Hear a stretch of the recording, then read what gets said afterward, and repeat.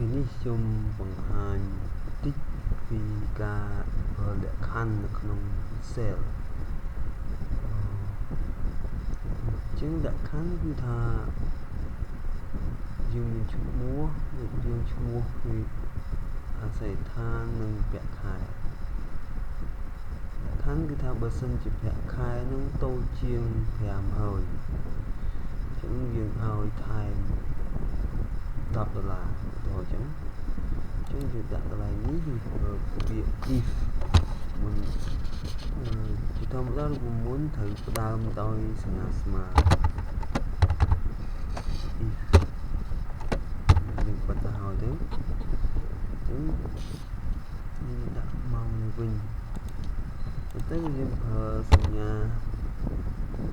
arrow key ក៏បានតែដំបូងបើសិនយើងប្រើ arrow key អូខេវាអត់អីពេលខ្លះវា error វាចេញ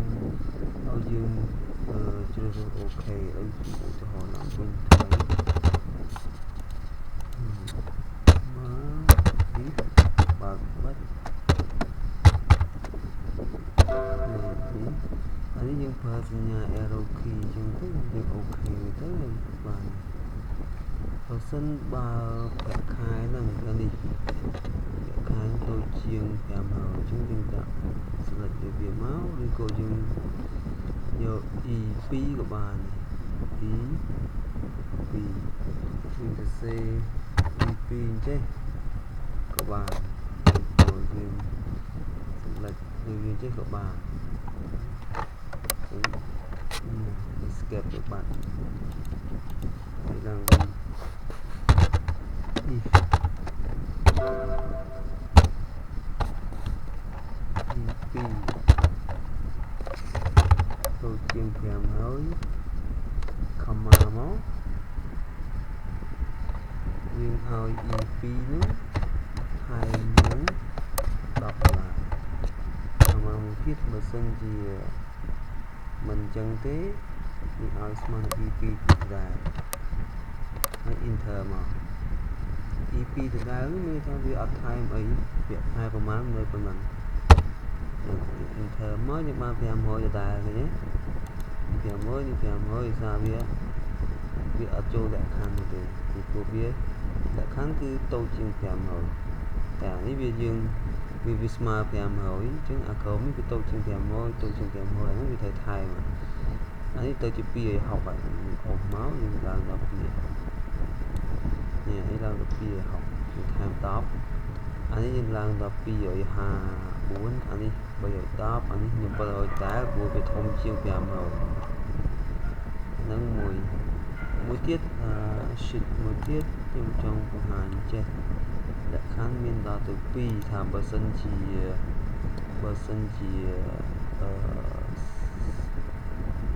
ស្រីហើយនៅខេត្តកណ្ដាលយើងត្រូវថែម$10ឬ$20តែបើសិនជាប្រុសវិញហើយនៅខេត្តព្រៃវែងយើងថែមប្រមាណប៉ុណ្ណេះទៅហើយក្រៅពីហ្នឹងយើងឲ្យនៅដដែលអញ្ចឹងយើងប្រើ if and មិនមែនដូច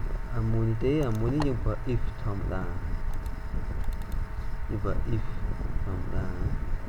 តែមួយនេះយើងប្រើ if and អញ្ចឹងយើងស្មើ if បើកបិទ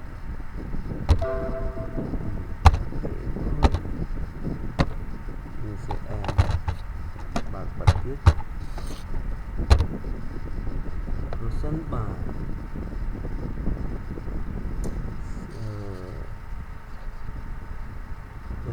ភេទនឹងជាស្រីអញ្ចឹងភេទគឺ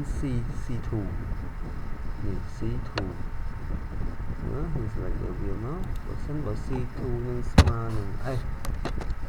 យើងសេក្នុងដបលកូដ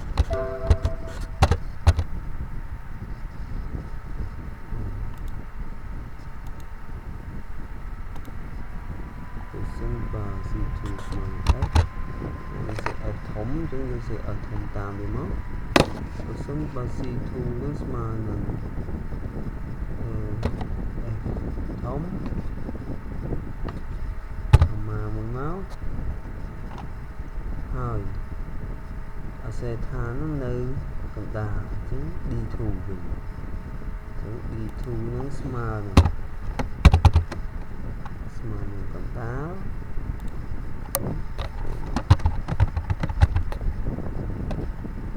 ញ្ចឹងយើងឲ្យវាមកនេះក្រៅមួយជាប់មកអញ្ចឹងយើងឲ្យវាស្មើនឹងប្រាក់ខែថែម$10អញ្ចឹងប្រាក់ខែគឺ E2 គឺ E2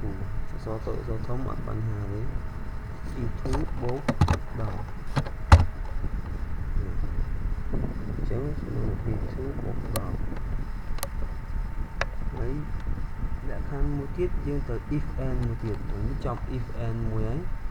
អញ្ចឹងយើងចូល if and មួយទៀតអញ្ចឹង comma if គឺមុនអញ្ចឹងហើយយើងដាក់នេះ and មកបិទយើងកុំប្រើ arrow key ដើម្បីកុំឲ្យវាចេះតែលោតអានោះមកអញ្ចឹងវាប្រើ mouse select វាមកទៅប្រសិនបើ C2 ហ្នឹង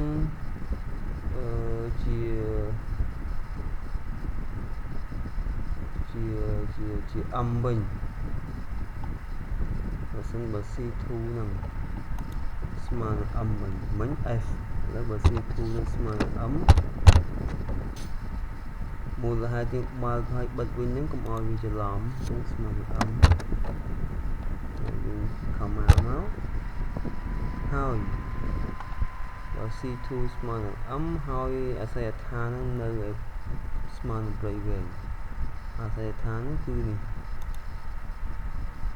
D2 ស្មើនឹងព្រៃវែងយើងវាសេព្រៃវែងហ្នឹងមកសេដូចគ្នាចឹងមកunderscore នេះបើសិនជា D2 ស្មើនឹងC2 ស្មើនឹង M ជាប្រុសហើយនៅព្រៃវែងទៀតអញ្ចឹងយើងឲ្យវាមកហើយមកយើងឲ្យ salary ហ្នឹងថែម50ចុះអញ្ចឹង salary គឺ E2 អញ្ចឹង E2 បូក50